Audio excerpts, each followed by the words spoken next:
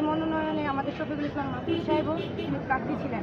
তিনি তৃণমূলের নেতা। আমরা চাই শেরপুর সদর এক আসন থেকে তিনি যোগ্য, মাছের ঘাটে তৃণমূলে বেড়ে ওঠা দুর্দিন আমরা তাকে পেয়েছি, সেই দুর্দিনের নেতা শফিকুল ইসলাম মাসুদ সাহেবকে যেন আবার পুনর্বিবেচনার মাধ্যমে আমাদের দেশনায়ক জনাব তারেক রহমান সাহেব যেন আমাদের শেরপুর সদর এক আসনটি শফিকুল ইসলাম মাসুদ সাহেবকে মনোনীত করে, এই আশাবাদ ব্যক্ত করে আমরা শেরপুর সকলের তৃণমূলের নেতা আমাদের প্রাণের দাবি শেরপুর সদর এক আসনটি আমরা সকলে একত্রিত হয়েছি আমাদের এই দাবিটি মানে পুনর্বিবেচনা করার জন্য।